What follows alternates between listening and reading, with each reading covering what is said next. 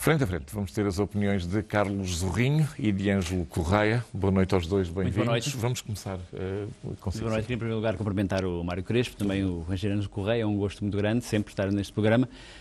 Neste primeiro minuto, duas breves notas. Hoje tive a oportunidade de visitar, na minha terra, aliás, as fábricas da Embraer, que vão ser inauguradas em setembro. São investimentos muito importantes do ponto de vista tecnológico, do ponto de vista da investigação. Vão criar 400 postos de trabalho diretos, 1.200 indiretos. Está também já prevista a possibilidade de também aí nessa fábrica ser feita uma parte do novo avião militar da Embraer, do K390, portanto também na área da segurança. Isto mostra uma coisa muito importante, mostra que Portugal é capaz, com boas parcerias, na área da aeronáutica, na área das tecnologias da energia, na área das tecnologias da informação, na área da segurança, nós podemos competir ao mais alto nível. E, de alguma maneira, este exemplo da Embraer é uma bufetada de luva branca naqueles que querem apostar num Portugalzinho a competir por salários baixos, sem ambição, sem capacidade de estar nos mercados internacionais. Eu sei que tudo é necessário, mas Portugal consegue, e a Embraer, que é uma boa parceria, está ali a mostrar que é possível. Uma segunda nota muito breve para referir o seguinte: faz hoje exatamente um ano que, numa votação universal e direta, António José Seguro foi eleito secretário-geral do Partido Socialista. Penso que um ano depois é inegável que se afirmou como líder incontestável do Partido Socialista, como líder incontestável da oposição e como candidato alternativo a Primeiro-Ministro. Acho que não se podia esperar melhor.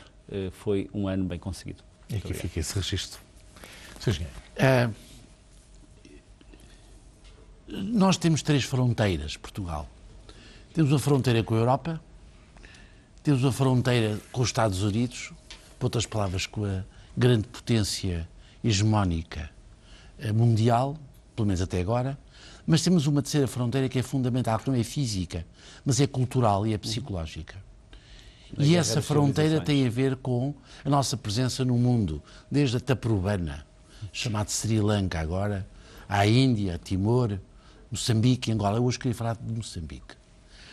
Portugal, durante algum tempo, não percebeu o que estava a acontecer em Moçambique. Espero que comece a perceber. Eu julgo que os portugueses concretamente começaram a perceber. E até a presença de membros do governo e até da oposição em Moçambique tem sido importante. Moçambique descobriu, numa parte do seu território, duas realidades que são fundamentais. O carvão, que está a ser explorado por brasileiros, em Moatize, já há muitos anos. Não estava a ser explorado agora um caminho de ferro, mas descobriu, acima de tudo, um potencial de gás natural que tem um valor incalculável, aproximando em Pande e não só. É um lençol que se estende por vários quilómetros e que vai enriquecer o norte de Angola, o norte de Moçambique, sul do norte de Moçambique.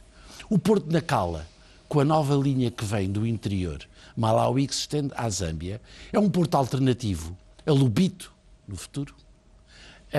As condições de exportação de gás através de Nacala vão ser enormíssimas. A fábrica da Porto Social instalada naquela zona vai ter uma zona de exportação mais fácil, ou seja, Portugal e sobretudo os empresários portugueses devem começar a perceber que se Angola teve uma importância estratégica até há algum tempo em Portugal, Moçambique passa a ter um papel relevantíssimo e que não podemos esquecer.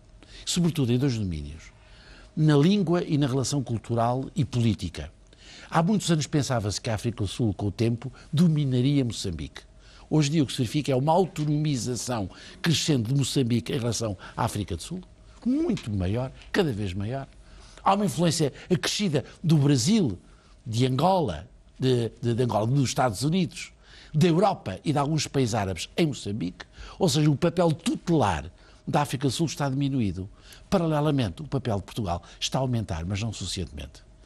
Nós temos de olhar para Moçambique rapidamente, com muita determinação, porque, para mim e para Portugal, é um destino alternativo, talvez mais seguro do que Angola a longo prazo. Se me permite, não sei, Mário, só fazer um breve comentário. Eu fico sempre muito fascinado com esta visão, que é uma visão do Portugal global, que é uma visão cosmopolita, que é uma visão estratégica, geoestratégica. Aliás, eu lembro, era ainda estudante universitário, convidei o engenheiro Ângelo Correia, na altura Ministro da Administração Interna, para fazer uma preleção sobre geoestratégia, não é? Em Évora. Em Évora. E vê-se aqui bem presente esta visão geoestratégica e esta ideia de Portugal como país-ponte, ligando a vários países. Moçambique é, de facto, uma aposta fundamental. Eu, quando fui Sachá da Energia, tive a oportunidade de, por exemplo, fazer uma reforma que foi permitir à REN, na altura, com capital público, poder, e sobretudo, ser candidata e poder fazer aquilo que se chama a espinha dorsal energética, que hoje é absolutamente estratégica no aproveitamento de toda essa energia que agora se está a descobrir em Moçambique. E é tão diferente essa visão, Engenheiro Correia, é tão diferente essa visão daquela ideia do Portugal dos pequeninos ou da Alemanha dos pequeninos que nós vimos todos os dias discutir para o nosso país. Quer dizer, eu acho que essa visão é uma visão que é muito importante nós termos e termos essa perspectiva. E Portugal, visto nesta perspectiva, é um país viável, é um país com enorme potencial. Portugal, visto como uma periferia europeia, como uma espécie de Alemanha dos pequeninos, é um país que não vai a sítio nenhum. Posso responder? Claro! Ora bem, eu, em primeiro lugar, eu falei de um tema que destruíra Portugal, mas, enfim, não cumprimentei o tema anterior, que era o Dr. José Seguro, ser líder do PS ao ano, o qual merece... António José Seguro, o qual merece felicitações, obviamente, também. Voltando à questão do Portugal, do Portugal dos pequeninos, você sabe que o grande inimigo a Alemanha de Portugal... dos pequeninos. Sabe, o grande, eu percebo a piada, mas você sabe que raramente o exército português e a economia portuguesa foram dominadas por alemães. Apesar de nos casamentos, a certa altura, no século XIX, houve uma relação com a Casa de Hanover, mas foi sobretudo a influência inglesa que determinou muito o nosso futuro, quer económico, quer militar. E por isso a influência da Alemanha em Portugal nunca foi grande. Foi mais na Espanha. Espanha sempre foi uma potência mais continental. Nós sempre fomos uma potência mais atlântica e virada para o mar. Nesse sentido, a nossa relação foi sempre mais com a potência hegemónica no mar. Bem, quando o doutor Carlos Zorrinho fala da visão de Portugal dos pequeninos, eu compreendo muito bem. Por uma razão, eu sempre considerei que o pior perigo para Portugal, o grande amigo dos medíocres, era o professor Bissaia Barreto. Quando fez em Coimbra aquele grande momento, o Portugal dos pequeninos. Estava a lembrar desse caso em concreto, o Portugal dos pequeninos foi realmente o grande apanágio para conseguir que todos aqueles que gostam dos pequeninos, em tudo na vida, os pequenos intelectuais, os pequenos comerciantes, os pequenos empresários, os pequenos trabalhadores... Mas sabe que isso é muito mito, pequeno. não é? Porque... Eu sei, Portugal tem, na nossa cultura, que às vezes é antinómica, às vezes até no nosso, às vezes adoramos o pequenino, porque merece carinho. Às vezes que se usa na nossa linguagem, às vezes na nossa linguagem, o diminutivo, o inho é uma coisa muito marcante. Muito marcante. Por isso é que eu acho que nós conseguimos, eu queria subscrever tudo o que o Dr. Carlos Zorrinho disse, que se baseia no seguinte: quando nós acabámos com o medo da grandeza, com o medo da ambição, com a capacidade de fazermos alguma coisa, destruímos esse complexo do pequenino. E é importante que quando destruímos o complexo do pequenino, destruímos uma coisa: o mito paralelo, que é o do velho do Restelo. Quando acabamos com isto, a teoria da desculpa, que temos sempre. A desculpa para não fazer e não conseguir. É importante... Dr. Zorrinho, você desculpe. O senhor é o número 2 do PS, não é? Não, eu sou militante do Partido Socialista e sou líder parlamentar. Não, é que vou dizer uma coisa. Se o senhor conseguir colocar o Partido Socialista a afirmar e a dizer o que o senhor está a dizer, isso é muito importante para Portugal. Já dizemos isso há muito tempo e o António José Seguro Ouça, eu não estou a brincar. Estou a dizer com toda a certeza, porque a minha vida, enfim, ao fim de muitos anos de vida, eu já não sou um militante partidário, sou um cidadão português. É claro, com a minha ideologia. Mas adoro que Portugal sobreviva bem. E se eu tiver mais gente em Portugal que diga coisas como o senhor está a dizer, mesmo partido diferente, ganhamos todos. Aqui fica essa exortação. Eu avançava, era para a execução orçamental dar-lhe também uma onda de otimismo, como o senhor aqui nos deixou. Eu acho que há números contraditórios, de facto. Antinómicos, como...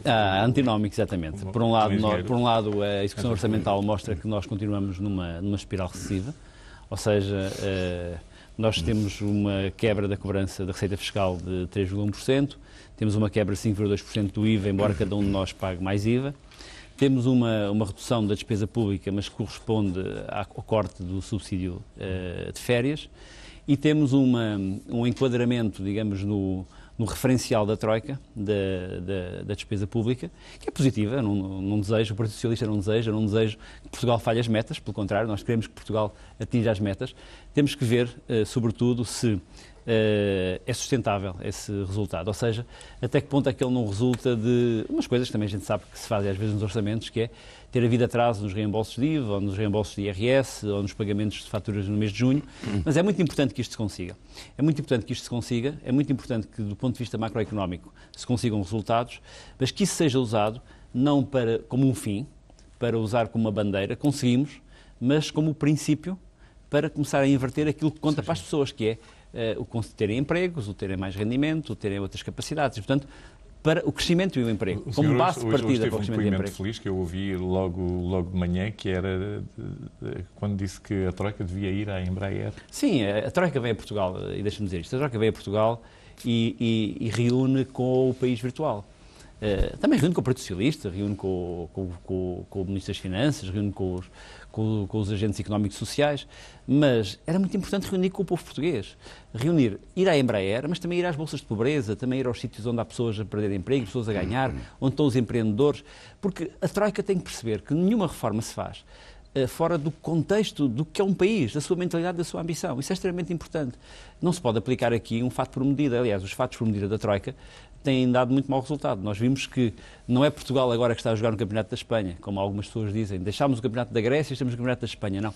Infelizmente, e com um grande risco para nós, a Espanha desceu ao nosso campeonato. O campeonato da dificuldade, do empobrecimento e da receita da Troika. Bom, há duas imagens diferentes que se retêm de Portugal. E são, de facto, não são equivalentes. Quando nós olhamos, por exemplo, a imagem exterior do país, eu lembro do New York Times esta semana, falava os países europeus em crise, Espanha, Grécia e outros. Já não dizia Portugal. Quando começamos a ouvir algumas pessoas, importantes, relevantes no meio empresarial e político, a começarem a colocar bem Portugal, dizem-me, isso é conversa. Não é. É de facto conversa, mas é uma conversa que influencia o mais importante que determina hoje em dia a nossa vida, que são os mercados.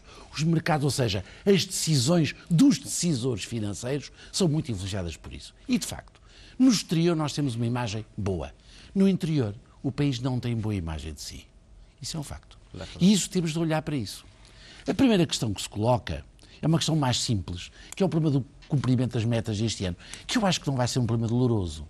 Eu estou convencido que, se olhar para as poupanças que o Estado tem hoje em dia realizadas dentro de si próprio, eu acho que entre 2/3 a 3/5 do valor que falta para cumprir a meta do déficit são obtíveis. Ou seja, falta um bocado. Mas eu julgo que não é por isso. Não são os subsídios. O problema não é esse. O problema é a dinâmica de crescimento. É a dinâmica de desenvolvimento. E a forma como a receita trava o crescimento. É porque verdade. A política fiscal, nós aprendemos isso todos, a política fiscal é a única, é das poucas que ainda não está normalizada à escala europeia. Muitas vezes se diz isto, por que razão a Irlanda quis manter a taxa de 12% liberatória e mantém, não é? E mantém. A política fiscal é aquilo que nós temos para decidir se queremos ter uma estratégia de crescimento ou não. E a forma como temos manuseado a política fiscal não tem sido muito... Eu acho que está a tocar, o professor do Rio está a tocar uma questão muito importante, que é esta. Até que ponto é que nós beneficiamos com a harmonização fiscal? Eu acho que não beneficiamos nada. Portugal não beneficia. Mas, no mecanismo que se está a gerar na Europa para a União Fiscal, União Monetária e União Económica, é quase inevitável que vamos para aí. Se bem que eu não gosto. Só que agora temos uma fiscalidade... Mas antes disso, o problema para mim, o problema mais importante para mim, que é o problema psicológico, o problema do estado de espírito, a quebra, a ruptura nas expectativas das pessoas.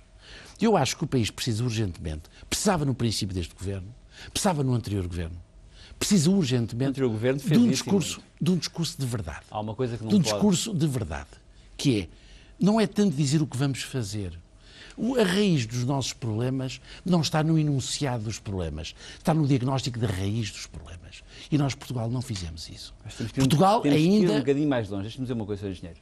Porque há uma coisa que é o discurso da verdade do analista. Eu estou a falar... E nós temos, não, deixa-me dizer o seguinte, não é o seu caso, mas neste governo nós temos tido muitas vezes, enfim, temos tido também muito discurso que não é da verdade, temos uma grande contradição entre a realidade e a campanha eleitoral, mas também temos o discurso dito da verdade do analista. Porquê é que isto está mal? Exato. E o que nós precisamos é do discurso da verdade daquilo que podemos fazer. Esse discurso da verdade, daquilo que podemos fazer, é o discurso da Embraer. A Embraer é aquilo que nós podemos fazer. E esse discurso da verdade do que podemos fazer é verdadeiramente mobilizador. Eu vejo... E esse discurso mobilizador é muito importante eu vejo hoje, para mudar o estado de espírito. Eu vejo com razão, para mudar o estado de espírito. mas muito animado desta perspectiva de voar. Não, isso é só um exemplo. Não, é excelente. Mas eu arranjo outros exemplos. Não, é excelente. Nós temos muitos exemplos de exportação, por isso é que exportamos tanto. Eu ia antes de si. O problema não está só em explicar como é que nós vamos fazer. É preciso explicar porque é que nós estamos, o que é que nós não podemos ser. É preciso dizer aos portugueses, uma vez por todas, que a crise e o momento que estamos a atravessar, e iremos atravessar nos próximos anos, não vai significar nunca o regresso ao passado. Claro. Que se alguém pensar que vai ter o estado de providência que teve há 10 anos, nunca teremos mais. Se alguém pensar na gratuidade tendencial da sua educação, não a vamos ter. Se Eu tenho dúvidas. Se alguém pensar tenho dúvidas. A que minha vamos visão do cobrir... mundo, a minha visão do mundo é uma visão em Ouça. que a educação tem que ser uma educação Já lá vamos, desculpe, posso acabar. disponível para todas as pessoas. Ouça. Esse é que é o ponto fundamental da igualdade. Ninguém tem dúvidas disso, mas o problema é outro. O problema é há um conjunto de bens e serviços que tivemos gratuitamente dados pelo paizinho, que é o Estado português. Sobretudo não que o valorizámos. pai, Sobretudo não valorizámos. Não os valorizámos e desperdiçámos e gastámos demais. E mais, tomámos por definitivo uma coisa que era provisória. E nós, de repente, habituámos a ter uma coisa que era virtual, que não tínhamos meios para ter.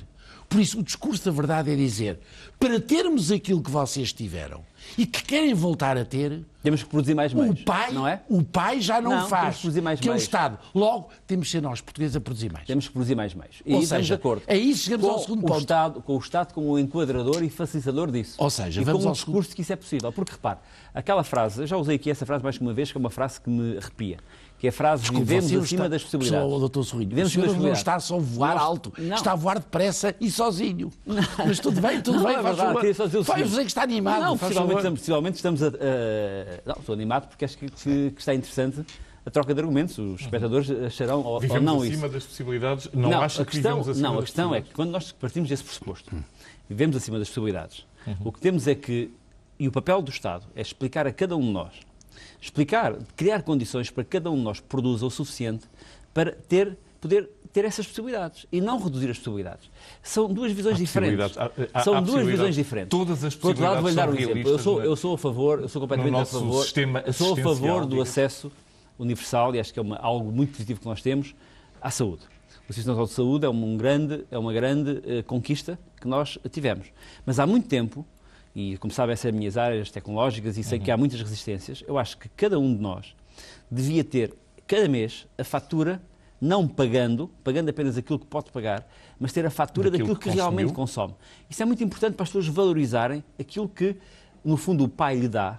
E algumas coisas o pai, como disse, dá porque cria, e essa é a minha ideologia, aquilo que eu acredito, cria uma base de igualdade de oportunidades, noutros casos não deve dar. Noutros casos deve haver uma correspondência entre deveres e direitos, que é muito importante. O mérito é muito importante. Estou de acordo com o princípio nós não podemos tirar a doutrinário. ideia do mérito e a nova esquerda não tira a ideia do É o mérito. princípio doutrinário que devemos dar, de acordo com as possibilidades de cada um, mas com o empenho, de modo que haja uma garantia de igualdade de oportunidades a cada um, e cada um se conseguir e tem de demonstrar esforço, mérito, capacidade, dedicação, então merece. E tem. Eu acho que este princípio é fundamental e aplicável em Portugal. Não foi isso que nós fizemos durante muitos anos. Tudo isso é uma correção. Agora, nós temos a Deixar-me dizer consciência... que o exemplo recente do ministro Miguel Relvas destrói completamente essa ideia, não é? Não Ouça, Em que área? na ideia desta ideia de que as pessoas têm que conquistar as coisas com o seu mérito, com o seu trabalho, com o seu esforço, com a sua capacidade e com a igualdade de acesso, não é? Ouça, eu já falei sobre isso, não vou repetir. Mas a minha ideia é muito simples. É voltar à necessidade de, por um lado, explicar porque é que estamos assim, sem medo, com verdade. E depois dar uma explicação e uma perspectiva de futuro de modo a não romper perspectivas totalmente. E aí é que eu acho que Portugal tem de rapidamente, até nos próximos 2, 3 meses, dar uma ideia em como vamos melhorar a nossa economia. E melhorar a nossa economia não é dizer o Estado vai nacionalizar, criar empresas, nada. O Estado tem de criar as condições estruturais para a economia funcionar. Quais são elas os problemas? Quais são as condições que o Estado tem de dar? Em primeiro lugar, no meu ponto de vista, tem de garantir uma coisa. É que o tempo começa a ser integrado nos cálculos do Estado. Oh, professor Zorrilho, o senhor demora num processo na Justiça 6 anos. O senhor demora numa decisão burocrática 7 anos. O senhor demora... Embora crie uma empresa em 30 minutos, não é? Ouça, o senhor queria uma empresa de 30 minutos. Mas para a empresa funcionar, a partir daí, não é 30 minutos, é 30 dias, 30 meses, é tudo o resto. O contexto é muito importante, mas há duas coisas muito importantes posso também. acabar? Não, Depois tenho duas ideias para somar. Eu agradeço-lhe. Fico mais enriquecido. Agora, até lá, deixe-me manter a minha pobreza, que é, no fundo, explicar... A sua pobreza, em termos de tempo, é imensa, Sr. Engenheiro. E a sua também. Qual é que é o mais pobre? É ele. Hoje é ele o mais pobre. Mas, de qualquer das formas, a ideia é esta. Nós temos que começar a perceber que os mecanismos administrativos do Estado são altamente perniciosos. E, portanto, a primeira coisa que o Estado tem de fazer é alterar as regras administrativas para que as coisas sejam mais céleres e rápidas e mais baratas. Se o senhor fizer uma barragem em Portugal, se o senhor fizer uma estrada em Portugal, um centro comercial em Portugal, se já não é privado, mas for público, custa-lhe sempre mais caro que o melhor dos estrangeiros. E demora-lhe mais. E ouça, e custa no fim à empresa mais caro. O nosso investimento, o nosso património, que investimos imenso em Portugal, em infraestruturação, é sempre mais caro que no estrangeiro. E a maior parte dos casos tem regras anormais. A primeira coisa que o Estado tem de fazer é criar condições para as pessoas perderem menos tempo e, por isso, se empenharem mais e melhor no investimento. Sem isso, nós não temos condições para funcionar. Em segundo lugar, é preciso uma coisa essencial. É preciso começar toda a gente a pagar. Nós não podemos continuar num país em que parece que se faz gáudio de não pagar. Quanto mais não se paga, mais se lamenta. Portugal tem de ter regras de pagamento. Cobrar dívidas. Pagar as dívidas. É uma questão, não é só de ética. Não é só uma questão de moral. É uma questão de funcionamento da economia. Quanto mais depressa se paga, mais rapidamente há a hipótese do dinheiro regressar à economia, integrar a economia e todos vivemos um bocadinho melhor. Agora que já está rico, é o meu tempo de poder... Não, eu estou rico, eu estou rico quando vejo a sua gravata dourada. Rico de tempo, mas deixe-me dizer duas coisas. Uma que entronca muito com o que disse agora. É muito importante dizer às pessoas como é que se vai resolver o problema de financiamento global da nossa economia. Porque neste momento, mesmo que algumas pessoas queiram pagar, não pagam porque não recebem. Nós temos neste momento asfixiada o sistema económico, o sistema empresarial, e é preciso introduzir liquidez na economia. Nós vemos que é possível, e eu espero que a próxima visita da Troika seja um dos focos fundamentais do Governo, que é conseguir que parte do dinheiro que não foi utilizado na banca seja utilizado para criar liquidez na economia, para que quem quer pagar possa pagar e para que a economia possa funcionar melhor. A segunda questão fundamental, nós não vamos ter tempo agora, mas é trabalharmos em torno daquela ideia que há pouco referiu, Nacala, Lobito, Sines, Angola, Moçambique, Portugal, Estados Unidos, visão global, e explicar aos portugueses porque é que nós sempre demos a volta às crises e porque é que vamos dar a volta outra vez. Isso é fundamental e esse tipo de discurso é absolutamente determinante para podermos dar esperança às pessoas e ter melhores resultados. Falta a Portugal um Conselho Estratégico Nacional que nos obriga a pensar e organizar o nosso caminho. Sabe o que é que me parece às vezes Portugal? Um navio razoavelmente grande, com marinheiros excelentes às vezes, com áreas notáveis... Mas que não se deixam comandar, não é? Que não está comandado e anda à deriva um bocadinho no mar. Portugal parece um navio que não tem um rumo para onde aponta. E quando não tem um rumo para onde aponta, porque não o pensamos, não o organizamos, nós perdemos... Eu registro esta ideia de que o Portugal está à deriva. Portanto, gostava de ouvir Portugal está um bocadinho à deriva. O seu comentário. Mas não é de agora. Já está há muitos anos. Sr. Engenheiro, uma declaração do Primeiro-Ministro há momentos, num jantar que está a ter em São Bento com o grupo parlamentar do PSD, que o apoia necessariamente, em que ele diz uma das linhas fortes dirigida à opinião, que o apoia. Bom, presumo que apoia, quer dizer, não sei, mas acho que apoia. Para a mensagem para a oposição, descrever as dificuldades do presente, eu estou a parafrasear isto aqui, não altera a realidade nem traça estratégias para o futuro. E é uma das zonas em que a oposição tem sido particularmente fértil.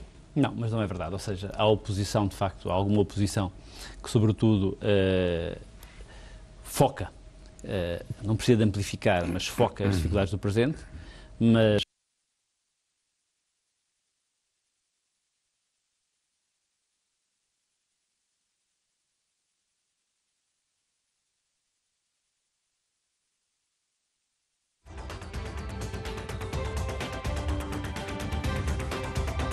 E como seguramente repararam, esta foi uma interrupção de emissão um bocado atípica. Tivemos um problema sério no som, que obviamente esta gente é extremamente capaz e já resolveu. Normalmente, nesta situação, eu raramente controlo os acontecimentos, eles controlam a mim. Este foi um dos casos, de modo que temos 1 minuto para cada um dos senhores. O Carlos Rinho falava desta comunicação. Sim, sobre essa frase do Primeiro-Ministro, eu queria dizer 2 coisas muito rápidas. A primeira é que não se aplica ao Partido Socialista, que tem feito várias propostas transformadoras. E, em segundo lugar, queria dizer também ao Sr. Primeiro-Ministro o seguinte: o pensamento político, as ideias, mudam a realidade. De facto, a ausência de pensamento é que não muda a realidade. Nós termos pensamento político, termos visão e termos estratégia, isso ajuda a mudar as realidades. A ausência disso é que não muda a realidade nenhuma. E nós temos que mudar a realidade que temos. O senhor é um construtivista, portanto, acho que essa é a essência da filosofia, com os termos mudar a realidade. Bom, eu só queria dizer 2 coisas muito simples sobre isso. Em primeiro lugar, além digamos, da Comissão lá do FMI e da União Europeia que nos tem ajudado, ou nos tem determinado, temos outras fontes de recurso financeiro. Temos o recurso, por exemplo, ao BEI, o que vai ser muito importante, e espero que rapidamente se resolva a forma como, por exemplo, poderemos lançar um programa de reabilitação urbana que, com o apoio do BEI, do Banco Europeu de Investimentos, nessa matéria. Agora, em segundo lugar, nós hoje ficámos a saber, o professor Carlos Rinho solenemente disse que o Partido Socialista tinha feito propostas, tinha ideias, tudo isso. Eu acho que é excelente. A sua afirmação é excelente. Eu fico feliz. Mas vou fazer mais, fico tão feliz que vou procurar todos os sites onde se diga quais são essas políticas. Porque tenho a impressão... Eu não tenho que ter esse esforço, eu mando-lhe. Quer que eu lhe mande? Mande-lhe um programa de governo. Mas, além de mandar a mim, eu peço-lhe que mande a outras pessoas, é ao povo português, que não perceberam bem o que é que os senhores têm a pensar. Sim. Quem quer perceber, mas quando percebe. mandar ao povo, o povo fica feliz, percebe. E eu, em nome do povo, agradeço. Quem quer perceber, percebe. Quem quer perceber, percebe. Okay. Muito obrigado por terem vindo a este Jornal das 9. As minhas desculpas pela interrupção. Voltamos amanhã, pontualmente às 9. Tenham uma excelente noite.